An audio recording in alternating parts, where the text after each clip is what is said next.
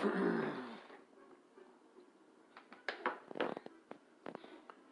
this video is a little bit behind schedule, so I'm gonna do some invites right quick and see if we can get online here. Which one is invites? That's not the invites.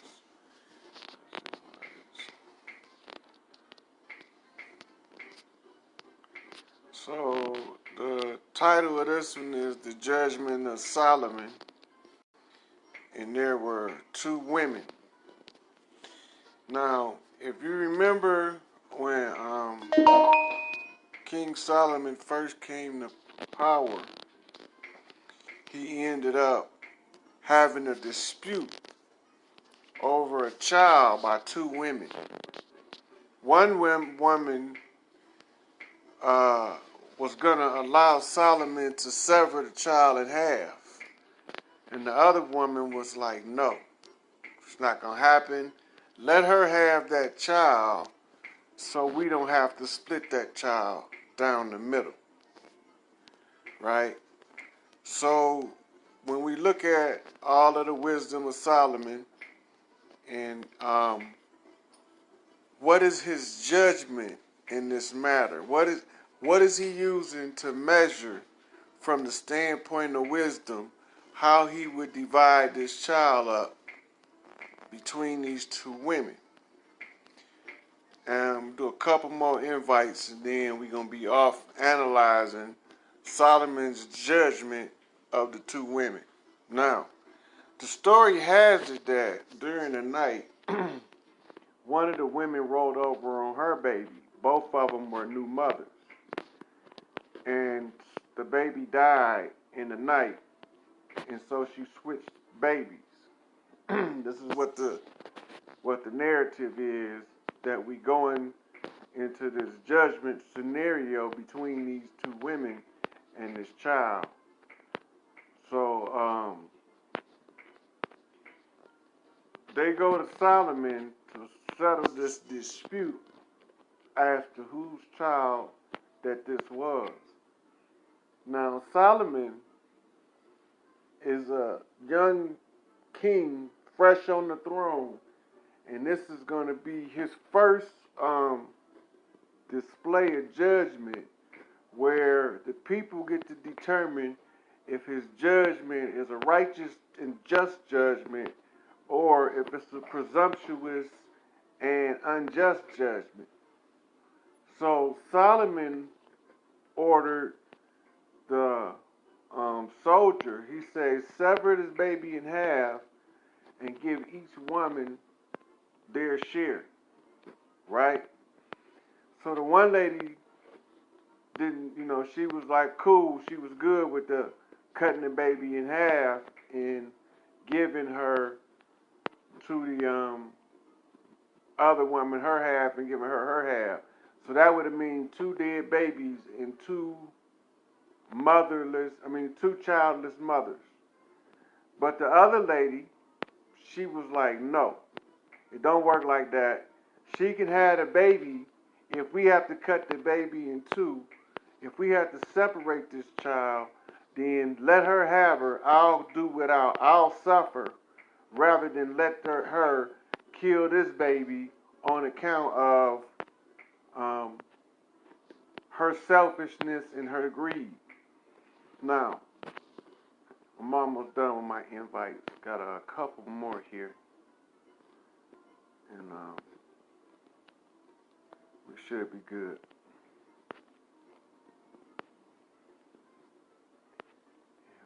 Yeah, that looks like it.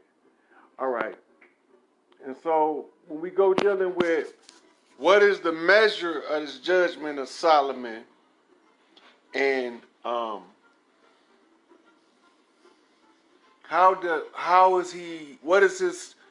what is he looking at? This is what Solomon is looking at.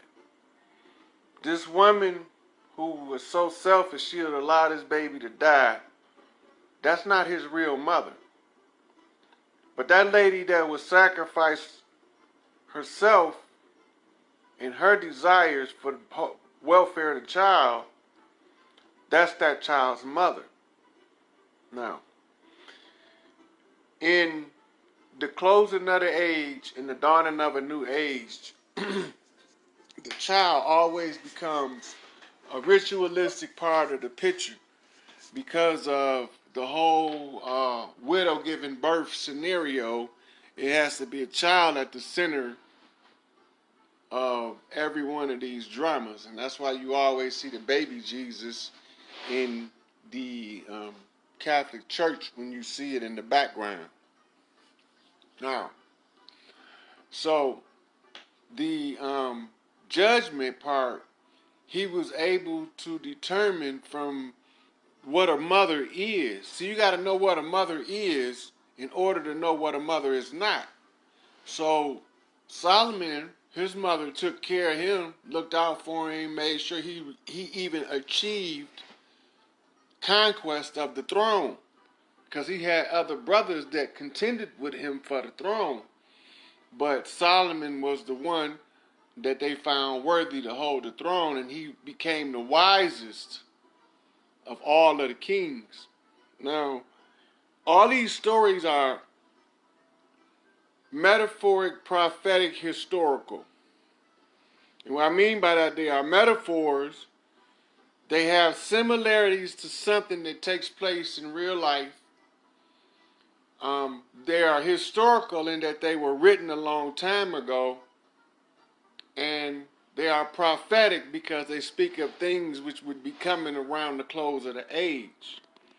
And so we're looking at this judgment scenario of what these mothers are doing. Now, this being Father's Day, and this being the motivator for the video, is that there's a lot of fathers who will do anything for their children. And then the mother has nothing to offer the child and want to hold the child hostage from the father. That will not be tolerated in this upcoming regime. They use them for poker chips. See, then they call him a deadbeat dad because they want to use the child for a poker chip as opposed to looking out for the interest of the child. What people are not realizing with their selfishness and their greed in this closing of the age is the children are the ones that are suffering, and that's your future. If you don't want your future to turn out to be a good future, you don't raise your child well, and you guarantee to get exactly what you asked for. And so, to come down here to see if the complaints, the grievances is legitimate, from fathers to mothers to children, everybody's complaint is legitimate. And everybody's complaint, if had not been for the deceptions involved, would have just cause to destroy everything on here, because there's some rotten people on this planet, and there's more of them than it's not. Everybody's so selfish and self-centered. And so, Hotep God, so when we're looking at coming to these conclusions, these women think that they have, like, they got slave owner mentality when it comes to the child. The child is a poker chip. It is a cash cow. So they want to hold the child hostage so that they can get a child support check so they don't have to work. Then they want to accuse a guy of sowing his oats or whatnot, and they don't want to do nothing. They have no value of self. See, I did a video called The Way of the Woman, and when I described what a woman was, everything that looked human is not human. Some of these things are synthetic, and they can cross over if they activate the right moral triggers. They can cross over, but most of them won't never do it because it will cause for them to have to give up the narcissism and the selfishness and the greed. So they won't never switch over from being a drone, a nanobot. So these are the more reptilian minded of those who look to be human. And so they get restrictive personality traits. Me, my, like everybody gonna take something from them. But your child is not your slave, and your child is not your passport to live a life without labor. Everybody got to do their part, and everybody got to do what they supposed to do. We can't just come in and think because we got a child that's enough. When you have children, multiple children, and you teach them differently, you can have two children. One of them is 4 years old, can read a book. Then the second one come along is 4 years old and can't say their alphabet. That's a difference in the child. There's something wrong there with the parent that's responsible for the child. If it's the parent that has both children and they teach one but won't teach the other, there has to be an underlying cause. Because if she's a real mother, she will teach all her children the same. So in the learning process and determining what's human and what's not, you have to determine what's the feminine that behave like a mother and what's the feminine that behave like not a mother. See, that's that. You have to know what you're judging if you're going to make a just judgment. You got to know what you're condemning if you're going to condemn justly. So you have all these things taking place. Now, people don't want to hear you talk about the truth. They want to hear you say pretty words that don't mean shit. That's not going to never liberate you and liberate your mind. So when you start saying certain stuff that shatters their paradigm and hits them in their ego, then they want to run. And so we just tell it like it is and let the chips fall where they may. May the strong stand firm and may the weak bow down.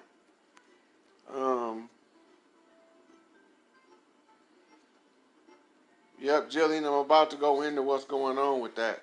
Because you need, all y'all sisters that's been supporting me need to know what's going on. So, anyway, if you are a mother, you don't do what's in the best interest of the child. If you are a slave-driving reptilian, then you're going to try to hold on to the child thinking that the child is going to provide you a free ride through life. And that won't happen when you're standing in the face of the gods. See, we came to see if you really do that type of thing here on earth.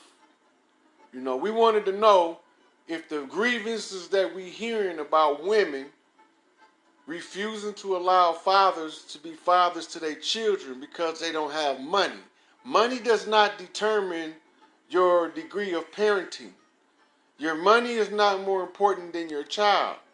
Anybody who hold their child as a ransom in order to pay their bills is a trifling piece of shit. And those are the ones that's in the way of the progress of the righteous. Because you can't raise children in that vibration. When you think the child is a poker chip, then the child has low self-esteem because they know in the back of their mind that all there is to you is a payday.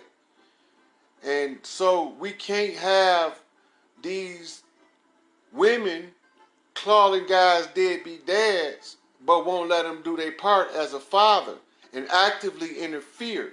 That's not fair to the child. That's not fair to the that's not fair to the child. That's not fair to the other parent. Just because a parent don't fight you for custody don't mean they can't take that child. They just don't want to cause an upset in an environment. They don't want to cause an upset in an environment that is negative to that child. But here you go, still holding on to these negative vibrations and causing the child problems, but you talking about you love them. Love is selfless. It's not a greedy emotion. It's a giving emotion. Love doesn't stop growth. Love is like a fertilizer. It enhances growth. So if you talk about you love your child and you're a good mother, then you should do motherly things in reference to the child. You should not have an educated child and an uneducated child. That's not right. You shouldn't actively interfere with a child's education just so you can keep a paycheck. That's wrong and that's unfair to the child. And a lot of these women have been doing this, and I've been getting these reports for years. And so this is a grievance that's been vexed and it's got to be dealt with. This goes directly to the judgment of Solomon because it gets to show you the parallels between a mother and some female that just has a baby. It's a difference. Not the same. Matriarchs are family oriented and they're going to do what's in the best interest of the child. But these selfish and self-centered, serpent-minded individuals are going to do what their greedy mind, their reptilian mind, their serpent mind tell them to, because they try to patch that in the human arena and get over on everybody. Don't think that get these deadbeat dads off the hook. Don't think it get them off the hook. See, a lot of these deadbeat dads make those trifling women that make mothers look bad validate. If you're a deadbeat dad, you validate her. When you validate the trifling ones and you detract from the ones that's doing they justice, that's doing what they supposed to do. So when you get ready to make a judgment related to whether or not you should make what moves with your child, this is what you have to look at. You have to judge it from the standpoint of wisdom. So when he said that the two women, one had the interest of the child over her interest, and the other lady had her interest over the interest of the child. And so Solomon rendered his judgment to determine who really loved the child, who was the matriarch in this matter, who was the one who was really holding the interests of the child at heart in purity and sincerity. And it could have been that the lady whose actual child it was the one who didn't mind the child being cut in half. They never said in the story whose actual child it was, but it just said who Solomon gave the child to. Because the lady that did not want the child to be harmed received the child, did not make that child's biological mother. But in the sense of righteousness, it made it his righteous mother. So she's going to do for that child what's in that child's best interest into adulthood. Whereas the other woman, the one that wanted to allow the baby to be destroyed, that woman, that Jezebel, as they say in the church, but Jezebel don't mean that. She is the one that's making everything complicated for the good women. And the deadbeat dads is validating her triflingness. So this is what we had to deal with. They will not get another dime from me as long as man is held hostage for a poker chip. It's not going to happen. It's not going to happen at all.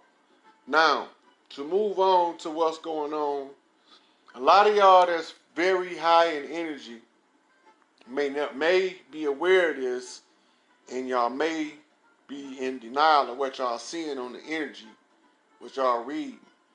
But we have unleashed many fourth dimensional light beings into the fourth dimension to start cleaning up these negative thought forms that has been blocking us from making moves on the physical.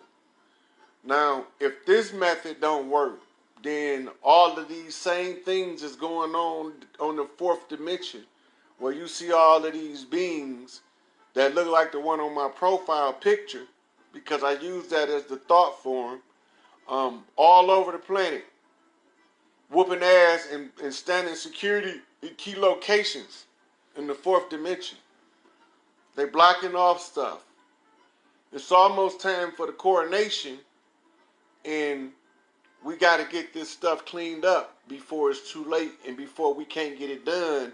And then we have a bigger problem than we want, because then we'll have a cleanup crew coming here and clean it up physically on the third dimension, which would be very nasty and ugly. And I don't want that to happen, because I promise I would not destroy this place again. So y'all gonna see a lot of beings in the fourth dimensional matrix, what they call the astral, kicking ass. Don't panic. All of the ones that are righteous, they know who y'all are. They can see your light shine. They will not do nothing to you. But all of you low-level, wicked, selfish, self-centered beings, y'all gonna start getting physically ill. Physically ill. So you ain't gonna even have to look to determine who is behind all of this pain and such. The ones that you're gonna see that was healthy today and almost drop dead sick tomorrow, them gonna be the wicked. Those gonna be the ones that had malice in their heart for everybody that cared about them. The no good, rotten motherfuckers. That's what they finna get. So y'all about to see it. And everybody that has an opportunity to walk among the righteous, I just suggest you do so. All you have to do is not be selfish. The 7 deadly sins, look them up. That's what you have to avoid. 7 deadly sins. Just don't have that. And the rest of it I can help y'all with. But if y'all have those negative qualities instilled in your heart, you on your own. I don't want to say nothing for no selfish, self-centered, and greedy person. You know, so in the judgments of Solomon, Solomon has a lot of stuff going on through the ages. Because when you go through the wisdom history of the mystery systems, you find that the God of wisdom being thought. Then you find the first wise man after Adam being Enoch, right? Then you find that the wisest man was called the king of Salem. But then you find that the Christ was made a priest forever after the order of Melchizedek, who was the king of Salem. And then Solomon, and right after David, the beloved one, he was the wise one. Solomon, the soul of man is what that is. That's man's soul. And then when you go into Solomon building the temple, what temple does he build? He's building the temple of man. So then he need all of his workers assembled to build the temple of man. So then he called in all of the demons in order to have them correct the sins, or to structure in their portion of the temple. But nobody's telling you that it's part of the DNA. This is genetics cleanup. The whole wisdom of Solomon is telling you about it. It's the breakdown of the genetics and the genetic defects. They tell you what the defects is, and they tell you what angel that sent them to clean it up. But we don't pay that no attention. The judgment of Solomon extends long beyond just that conflict between those two women. The judgment of Solomon goes all the way back to the days of Thoth up until now. What about all these CPI workers who help the system to pull children out of homes? Many work in the church. 4 years they help. So that's modern day slave trade. We giving our kids to the beast because we're not organizing our communities the way we're supposed to be organizing our communities. We have an invader and an imposter over here set up camp on our property, and they know that they're imposters, and as long as we don't tell them to leave, they don't have to leave. But if we tell them to leave, they have to go. They already know this. They've been knowing it from day one. As soon as we tell them your time is up, you got to go, they out of here. You have to put them on notice on the public display.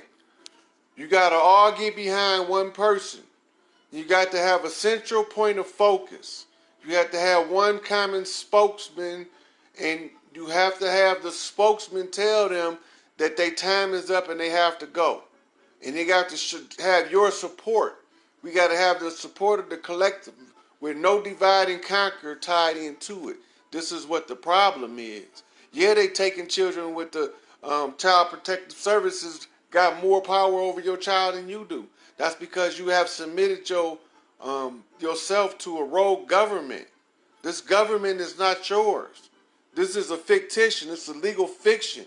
They tell you from Supreme Court rulings at the United States level to each one of the states, you can find it, that this is a legal fiction. It's a corporate. It's a public body corporate. The United States is a company. It's not your public government. Your capital is in Philadelphia, Pennsylvania. It always has been. They tell you in the history books, but you fail to realize that when they switched to D.C. is when they took your government and they put in this fictitious corporation behind it. So they created these demarcation lines and got you thinking they legitimate. I guess if somebody tell you the same lie long enough, you will believe it. And then when the person that comes to tell you the truth, you look at them like they're a damn fool. But the fact of the matter is they don't have no jurisdiction here. Those called sheriffs are enforcing the policies of somebody that's not of ours. The ones that you call police do not belong here. This is why they're having these upheavals. You have a police force in your community. It's a military, a paramilitary force. The police and the sheriff is not the same thing. Their jurisdictional roles and responsibilities are not the same thing. So the marshal is not the same thing as your FBI. Though the marshal, if you go back and do your historical research, the marshal was the law of the land that policed federally, what y'all would call today federally, but we call it by the Commonwealth, or by the Confederate. They was Confederate. Whereas up here, when we're talking about national, we're talking about the North. We're not talking about the Confederates. We're talking about the North. So all this time they had you thinking that the North South was fighting about slavery and money.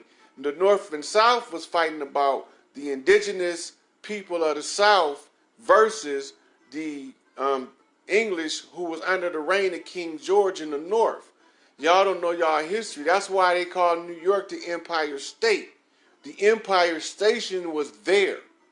And that's where they had George Washington meeting and sending his messengers and couriers. Look it up. It's all in the history books. It's right there in our face. He was sending them there with messages for the king on how to take this land and how to set this interim government up and make the people compliant with the false government. So they used the judicial system, and then they set up the police forces, which is a military, paramilitary police force. They started in New York. Look them up. The police department started in New York. That's why they call them cops and copper tops. That's what they was calling them in New York, because they were sent there to try to run interference against the Sharif. That's why they talk about Muslims, but we don't practice Islam the way they do in the Middle East. Because ours was Kemetic.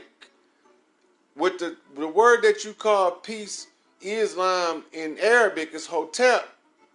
And that's the class we were under. We were under Tahotep. That's what you see all of the sacred geometry from Tahotep, the peaceful one. Hey, how you doing? And so Tahotep is the master builder, the constructor of the universe with the compass and the square.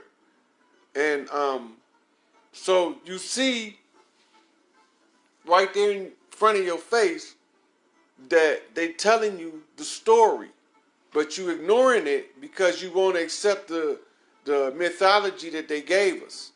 And the mythology that they gave us has a believing that this system, the reason why you know it's a fake system, that it's not our system.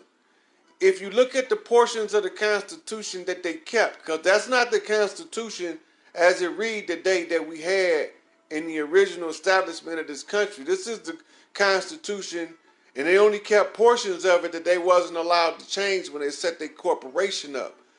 when it tell you about the titles of nobility in the first article, that's how you know. Because the honorables and the esquires are barristers from England. I'm telling you how you know that they frauds. And then when you realize that they frauds, the president is an interim. Go back to Afghanistan. Look it up. This ain't the first time. You can see it multiple times in American history. Muhammad Karzai was placed as interim president over Afghanistan. The same way George Washington was placed over the United States as the interim president when we lost the war. But now go back and look at the protectorate agreements was up until the year 1999 in some cases, with the French 1909, 2012, 2015, 2018, you got your French, Portuguese, and your English treaties that we deal with. So when the Moors tell you that they coming to reclaim their land, they're not joking. The contract is up. The contract is displayed on your money. The two seals on each side of the money, one being the Moorish seal. Yes, Sharif is where the word sheriff come from. You got that? You already knew that, Zo. So the Sharif are supposed to be ordered by the Khalifa. That's why the Middle East that's why they dismantled the Khalifa. The Caliphate was dismantled so that they couldn't call in the usage of the Sharif. The Sharif and the Marshals too, both of them had the same star. Only difference is one have a circular border, which means that he only operate in his sheriff territory, and the other one has no border. The Marshals shouldn't have a border because he's supposed to be able to cross into all of the Moorish territories. Y'all can keep on going into there arguing their subject matter. You above the subject matter. That subject matter was a matter between barristers that was taking place in England, had nothing to do with any of us. And we go in there now when we don't know. Our ignorance is no excuse. That's what they said. It's based on the maximum law out of Rome. For he who will be deceived, let him be deceived.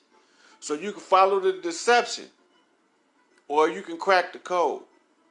So the whole thing is now it's creating a network of information. People don't understand what's taking place, and it's going to get hotter than it has to get, worse than it has to be, and nastier than it need to be. Because people don't know really what I'm telling them is taking place right now. And I'm telling them as clear as possible, this is the resurrection. I am the Redeemer, and I don't give two shits if I tear it up or if I do it like I promised that I would and try to save as many as I possibly could. It don't matter to me. It don't matter to me. I'm the only one who had to pay for this shit. The rest of them cowards ran. Yep, the 6-pointed stars though. So when these Moors come out with the information, they can pull the contract now. I'm the high chief. They've been waiting on. My grandfather, Hezekiah. I'm the high chief to the red-haired princess. I am the chosen one. That's me. They've been waiting on me. I am the master of masters, the self-raised. That's me. So we can sit here and drag our feet, or we can make this stuff crack. Because I'm moving down the ranks. And I know I already cleared it out all up there. I'm working my way down here. When I get down here, if we ain't made something move, I'm going to move something ugly. It's going to be ugly when I have to move it. Because people got to take things serious. They let these preachers lie to them. Here's a test. Anybody got a preacher, call him up and say, if you're sitting there talking to the Son of Man. If you're talking to that motherfucker that was hanged 2,000 years ago, he's sitting right there in front of you. How you gonna know it's him? Now they're gonna give you a whole bunch of signs and all that. Say, okay, I got that. All the signs exhausted now. There's no signs left to look for. And he's sitting in front of you. Nobody else, just you. How you gonna know it's him? Because there's so many false ones that came, and false messiahs, false Jesuses, and all these fake motherfuckers, that how you gonna know it's him? They're not gonna ever be able to answer you. They're not gonna ever be able to answer you. Now, what y'all do is y'all get all y'all Christian preachers together, Muslim imams, Jewish rabbis, Buddhist monks, Hindu yogis, Hindu swamis. You can get your Bushido warriors, your triad generals, your pyramid priests, your pedophile priests in the Catholic Church under the Pope pedophile ass. You can get your satanic priests. Bring them all. We can sit down and we can sort it out. And I guarantee you I come out on top. I guarantee you I come out on top. And they don't one of them want to face me with the facts. They can't read the signs because they don't know the time. And they don't know the time because they can't read the signs. They keep telling y'all all this BS. They don't know what they're talking about. I can prove it. I can prove it with the facts. I can prove it with right knowledge. I can prove it with the all-wise, right, and exact. But they don't want to send nobody to come talk because they all scared that I might be right. That's just, they all scared I just might be right. He just might be right. That's possible. So now they shuffling, flipping through all of the ledgers and all of the lodges, trying to find out where this motherfucker come from with all of this information that he dropping. They going through all of the shrines and all of the temples, and they flipping over books, and they looking in there trying to see if they got a picture of him sitting in one of them. And they not finding what they looking for because they trying to prove that this dude is a fraud just telling y'all all this stuff because he had to be in here in this travel lodge in order to get this information. How the hell he gonna tell you he Hiram and he raised, and he can tell you exactly to the letter who, what, when, where, why, and how? They can't understand it because they didn't really think it was real. See, they thought everything was a joke. They thought they was doing them rituals so that they could live comfortable.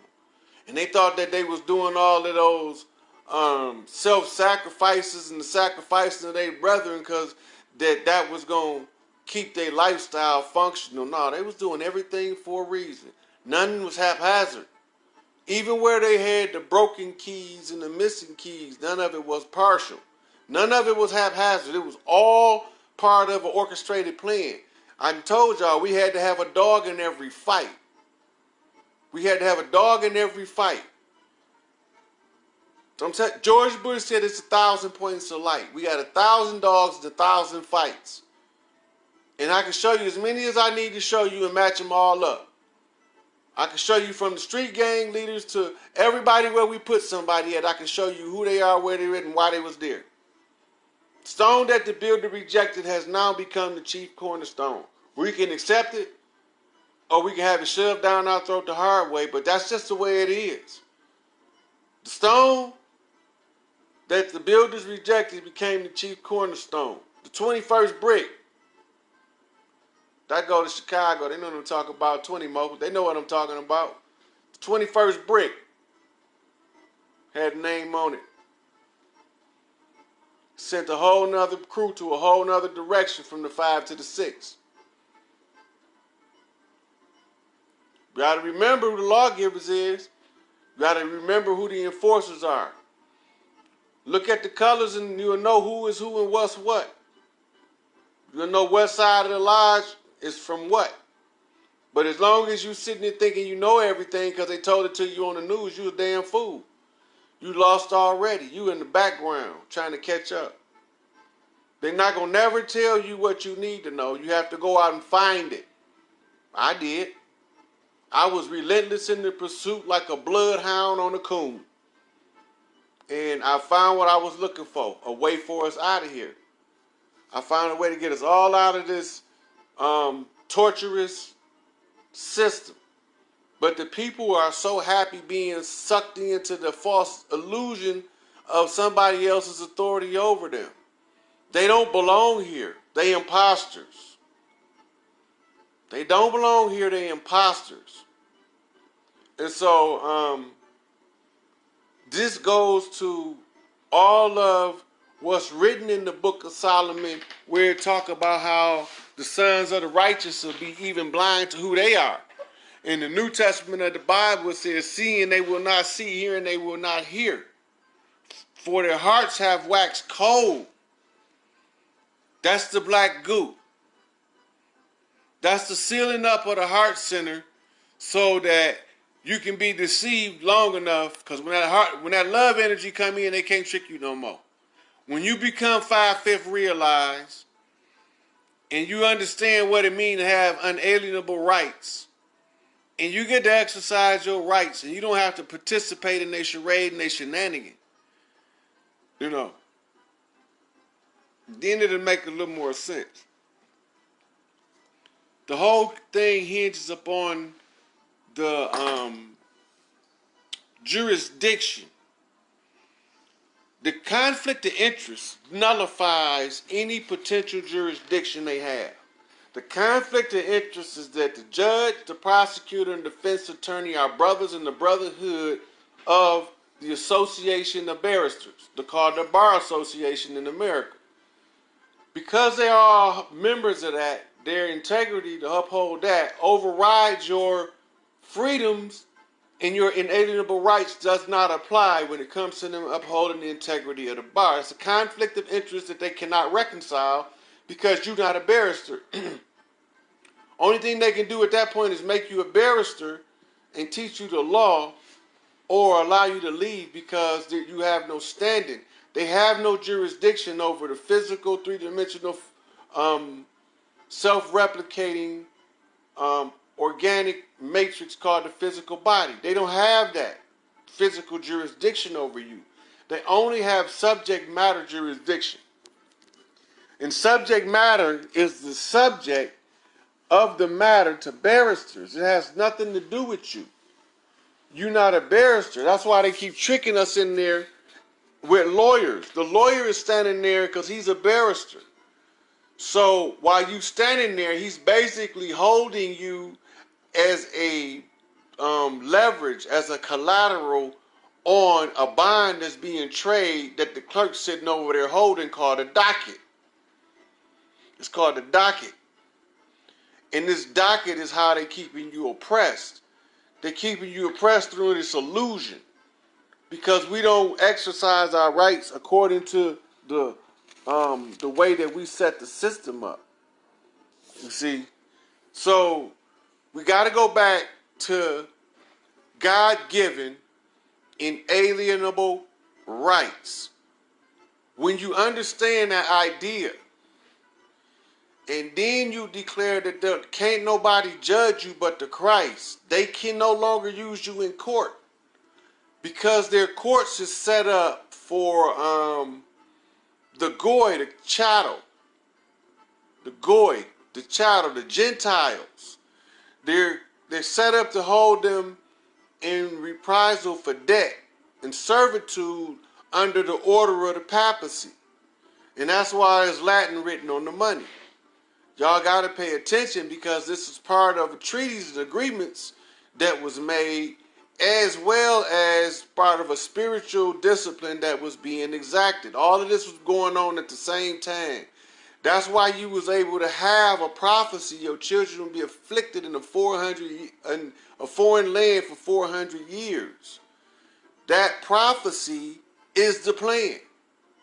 That's the punishment that was given in the halls of Amenti, in the halls of judgment that was rendered for what happened in Babylon.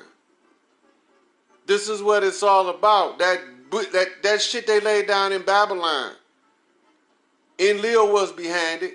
Y'all call him Yahweh. I call him the damn devil. He the enemy, liar from the beginning. Y'all can see him over there in Africa call himself Maitreya, looking like Caesar Borgia because that's who he was. Y'all just getting tricked every turn, but y'all can figure it out because all of the pieces to the puzzle is in plain sight. The protocols is the blueprint. That's the blueprint for the Khazarians. The Khazarians was the bankers in the highlands of Prussia. Prussia was an early empire and one of the Roman empires, but the Khazarians go back further than that. The Khazarians go all the way back to when kings began to have friends that lived in the high mountains who could store their money. And as kings fell, they end up being able to keep that money and lend it to other kings at an interest rate. And so these kings, bankers as they are known, as bankers of kings, these are the ones who is financed. They're the ones holding the money. But they holding it by the order of the papacy. Y'all got to remember, the Catholic Church was set up by Rome. And the Catholic Church is the one that blesses in the royal families of Europe. Some of them go through the Church of Canterbury, then the High Bishop. But y'all got to remember, he was a pope. He was a Catholic that was separated so the king could get a divorce from his wife and marry another chick in her stead when the Catholic Church prohibited divorce. So he created the Church of Canterbury. Look that up. And when he did that, that did not stop them from practicing Catholicism, which y'all don't understand. It just created a rogue faction of the church, or another sect as they call it. But they all still work together. So you will never see the queen put a crown physically on nobody's head. She's not allowed to because she's an imposter and she will follow the rules or she will drop dead. She already about to get strangled out. Don't let her look-alike fool you. She over there in that bed getting strangled out and they've been running the look-alike around trying to pretend like she okay. She not allowed to get her adrenochrome. She want to drink baby blood. There's still people trying to get it to her, and it's still a hard fight to keep it from her. But that's what's going on. And the Pope, you got something for him. I want to go over there personally and deal with him. Man to man, or I should say man to symbiote, got that parasite in his head telling him what to do. He already done confessed to y'all who he is, and y'all still sitting here looking for everything other than the truth.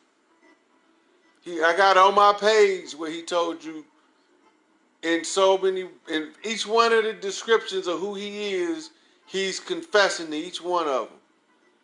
The Vikings was the Via Kings, vicarious kings of the high seas. They were Templars. And the Templars were the guardians of the bloodlines of the Holy Grail. Just like they was looking for him in them Dan Brown movies.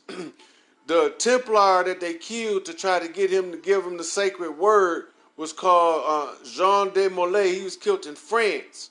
And that's what the Eiffel Tower was a commemoration of. Is France fell when they killed him and didn't get the password. The password was the secret word that would awaken Hiram. But it wasn't never a word to begin with. It was the name. But the name was always openly in plain sight, and that's why they could never figure it out, because it was in plain sight out in the open. And so the Vikings, who were the Templars, who helped the seed of Scotta, who settled Scotland, they connected with the Norsemen. The Norsemen were the Vikings. They were the Templars of the North. They were the Templars of the North who were servants of the Queen of the North, or the Ice Princess, or the Ice Queen of the North, who we know in Kemet as Isis. And it was her son that the Norsemen called Loki, who we know as Heru and Kemet. We know him as Heru, but in the Norse mythology, they have him subservient to Thor, who we call Set. Because you got to remember, before Heru came to power to rule, it's the same as Loki. It's just a different part of the story being told. Loki would eventually come to rule as he is now. The same as Heru eventually came in the story to rule. The reason why there's a difference is who's hooked up to who nervous systems, oh? In 1966, you talking about Hal the computer? Okay, so where was I going on that? You keep trying to put me off with that one. Belgium, 1966. Computer was hooked up to his nervous system. Yeah, that's the same time that Barack Obama was born in the Dakota House in New York when the Pope came over here. And that's why they couldn't find his birth certificate. They didn't know that was Barack Obama that they called Rosemary's Baby and Damien. But I'm going to let it be known because I don't give a shit about none of them because they don't give a shit about me. So Barack Obama was the one. That's why he got that fabricated birth certificate. That birth certificate was proven false 2 weeks after they presented it. His real birth date is June 6, 1966, born in Dakota House. Malachi York wrote about him. He didn't even know it was Barack. The story is told in Rosemary Baby, Demon Seed, and Omen 1, 2, and 3. Especially the ones from the 70s. I would really go in and explain who this coward is. Tell you who he is. We all got, see, the whole, Rosemary. The sprout of the rebellious woman. The resurrection of the rebellious woman. But look, Barack was the son of the jackal. Got to look at that in the movies. In Rosemary Baby, he was the son of the jackal. And in the Omen, they found out Damien was the son of the jackal. Go back to Egypt. Who's the jackal? And it's Anubis. It's Anubis. See, his whole thing,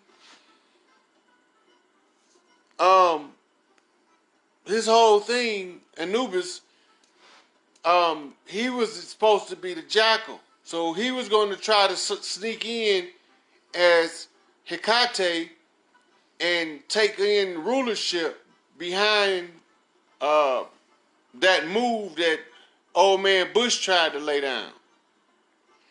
The move old man Bush laid down is written about in Behold the Pale Horse by William Cooper, where he tell you how he had passed that law that I did look up, and it is on the books, that made him King George I of the United States. And I got you, Rabbi. So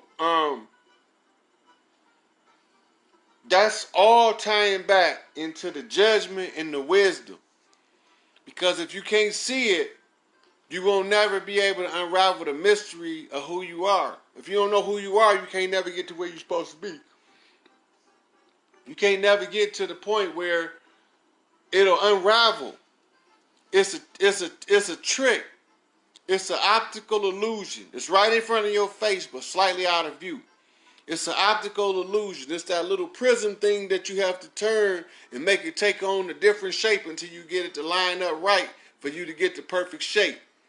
That's what it is. That's all it is. Everything is there. It's not hidden from you. It's told to you with a slant. And that slant keeps it slightly out of view. And as long as it's slightly out of view, you can't never connect the dots. So that's why you have to learn how to see it 3-dimensionally, 4th-dimensionally, 5th-dimensionally. While they playing 3-dimensional chess, you need to be on 5th dimension. When they move up to the 5th dimension, you need to be on the 9th dimension. So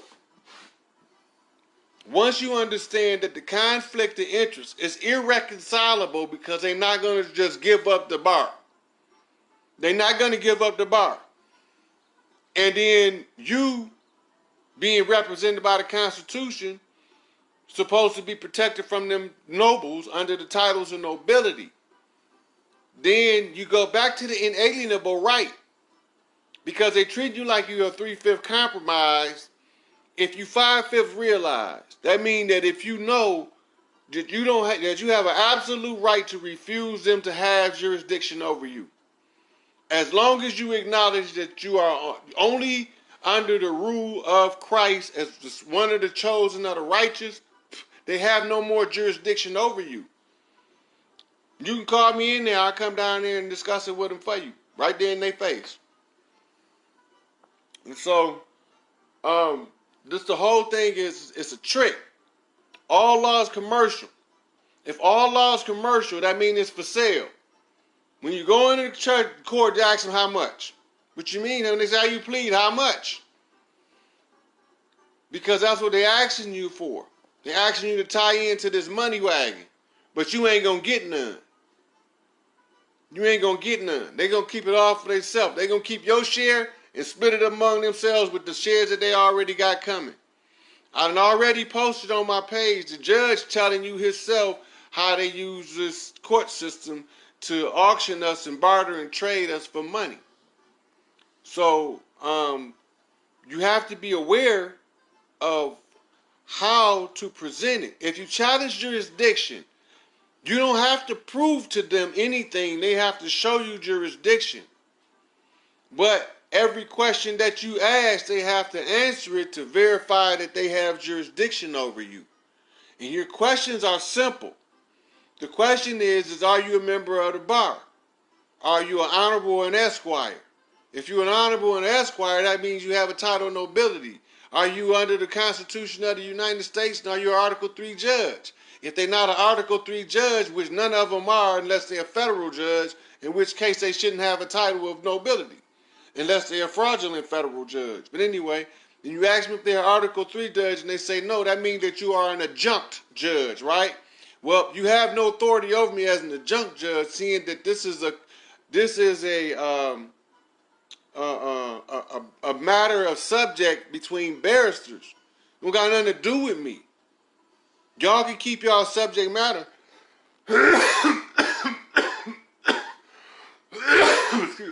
Excuse me. They keep subject matter. You can't argue that because you're not a barrister. But you can tell them they don't have the jurisdiction of the person. This is where your inalienable rights come in. This is free will universe. And I can prove this using my mystic studies. You do not have to surrender your will to anybody outside of yourself. These are the inalienable rights. Once they call you in there and you tell them to show you how they have jurisdiction over the physical person, and the physical person is to be separated from the subject matter, now they have to figure out how to capture you, not as a straw man, but as a physical human. That's the trick. See, we want to go in and argue their law with their law. That's foolish. We don't got nothing to do with their law. That's their subject matter. All of their statutes, laws, and policies, that's subject matter. You only argue in the jurisdiction of the person, because when you become fully realized God's self, you have first claim of right to your lot, to your tract of land that they conned you out of. Contract, land, lot, body, atom, dust of the earth. Only time you don't have claim of that is when you are not realized. That's why I said 5/5 realized trumps 3/5 compromise. As long as you 3/5 compromise, you are under their subject matter. You a thumb drive. That's all you are to them. You a thumb drive. You are a organic nanobot with information on it. You binary code. You are a thumb drive. But when you become realized, then you own the thumb drive. You become what they call holder in due course, carrying first claim of right under the direction and order of the Christ, the Son of Man. When you tell them that, they have to show how they have a superior claim of right over you, over the Christ. They have to state it on the record if they have a superior claim over you, over the Christ. They have to show you how their claim is higher than the claim of Christ. That's what inalienable rights is talking about. Man, God-given inalienable rights. God gave them to you. You have to exercise them. They have to explain to you how their jurisdiction of your physical body and your soul is subject to their authority before Christ, right? Well, they might try to run the game on you and say, well, Christ ain't here. Say, yeah, she's here, but she sent her son, the Son of Man, to argue my case. That's what you tell them. And then you let me know and I can come down and argue your case. But you have to be competent. Because in law, the only reason why you need a lawyer is because you are ruled as an imbecile, an incompetent. You are either black or white in court. Both of those terms are subjective to you being incompetent. If they call you white in court, it ain't no different than calling you black in court. All of them goes back to you being incompetent, being an imbecile, unable to exercise your inalienable God-given rights.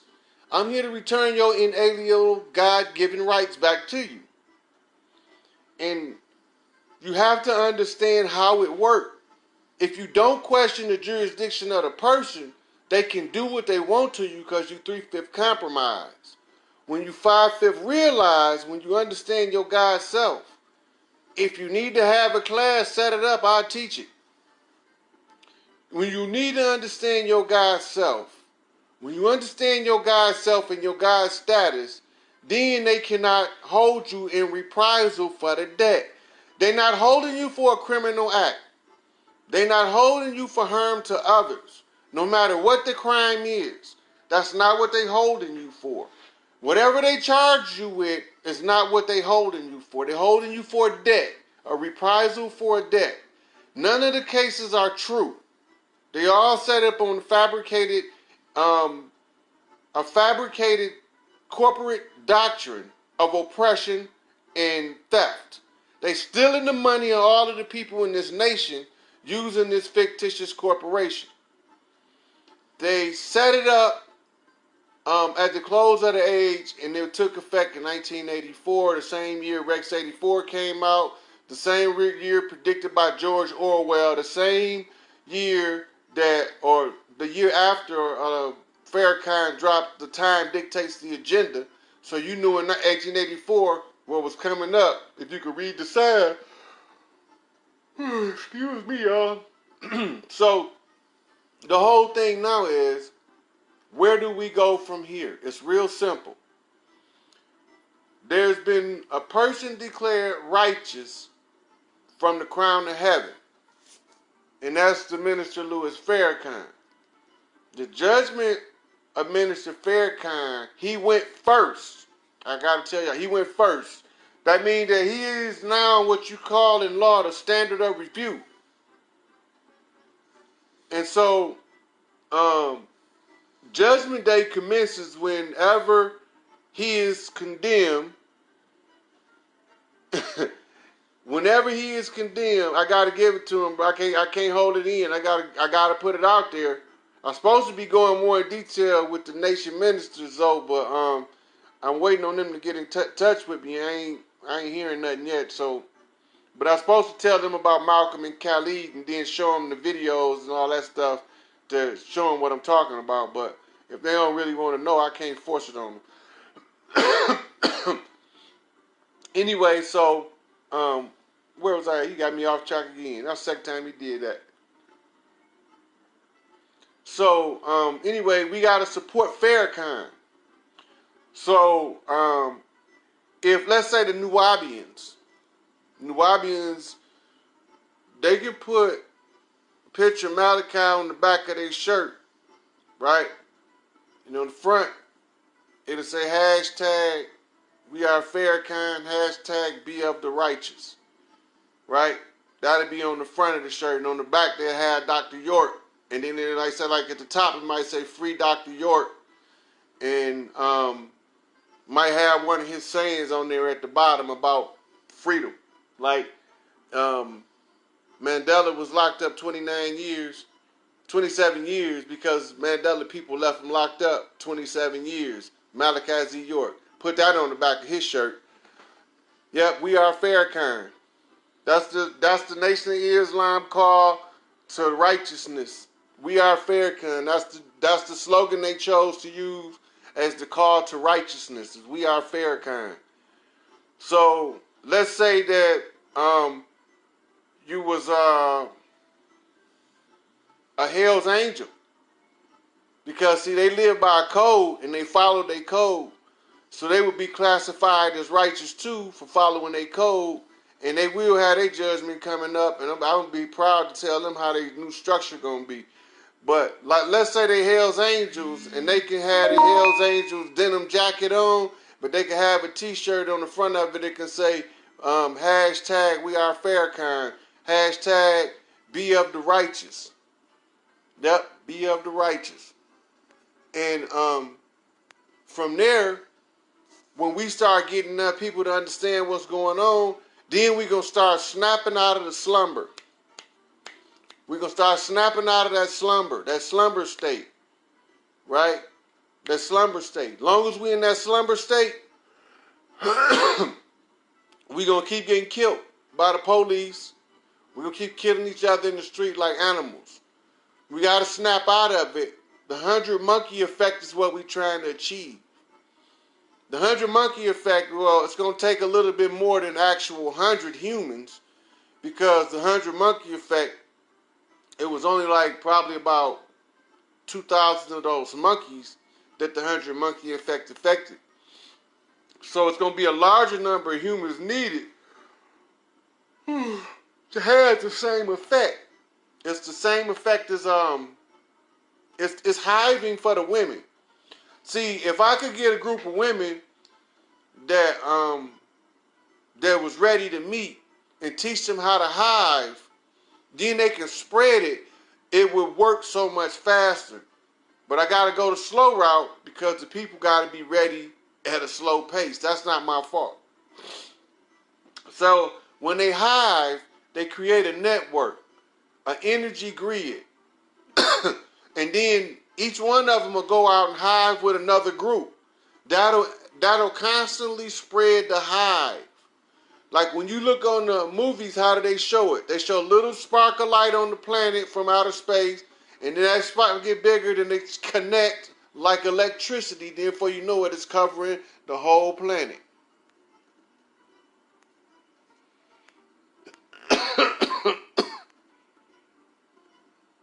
Yeah. Anyway, so the goal now is the rally call to the righteous, because you got somebody that then declared righteous by heaven. That sets it all off. As soon as they call, because they can call Judgment Day. Farrakhan can call Judgment. They can call Judgment Day. He ain't got to say nothing else. He don't have to talk again if he don't want to. Because according to the order is, he didn't earn the right by suffering and by works. So they can cater to him, yeah, whatever he want. Man, 80-something years old, and he done did his work. And that's what Pharaoh got to understand. We love young Pharaoh, but the youth, we can't allow the youth to turn on the elders. We can't tolerate that. And we can't tolerate the youth turning on the elders. We're not rabid animals. Yep, everything that young Pharaoh said appeared to be true on the surface. But if Farrakhan was declared righteous in heaven, don't you think Malcolm came up? Don't you think the discussion with Malcolm had to be resolved in order for the man to be declared righteous? He can't just declare him righteous and have those kind of questions left wide open, because they too thorough for that. Go back and look at the judgments in the halls. You will understand it a little better. And so, I ain't gonna keep this in too much longer. I'm gonna get off here. But remember that the judgment of Solomon is focused on getting the imposters out who's parading his mothers, who is sabotaging the good works and the good deeds of the righteous mothers. And to get the imposters out are those who act like they love a child, but they only want the child to pay their way through life so that they can be nothing. That's not acceptable. That's also where deadbeat dads justify they bullshit. The deadbeat dad justified an imposter using the child as a poker chip in the slap to the face of the righteous mother. That woman that want to go out her way and do everything she can for her child, while this other lady want to use her child to get a child support check from the friend of the court. All that shit about to come to an end. That's about to come to an end. So, that's what the judgment of Solomon was about.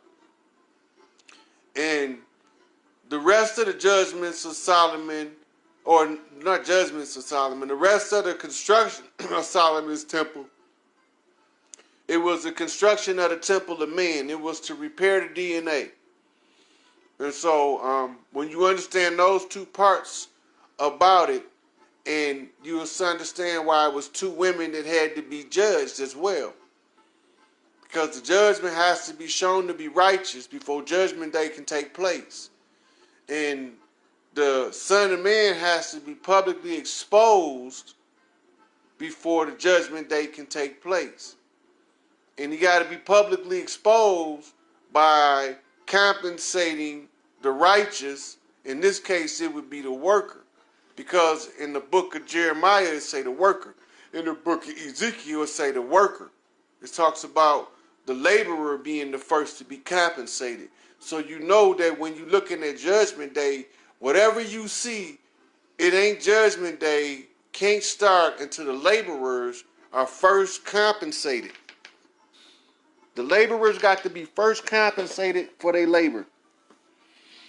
And then Judgment Day can take place. But it's not just them being compensated for their labor.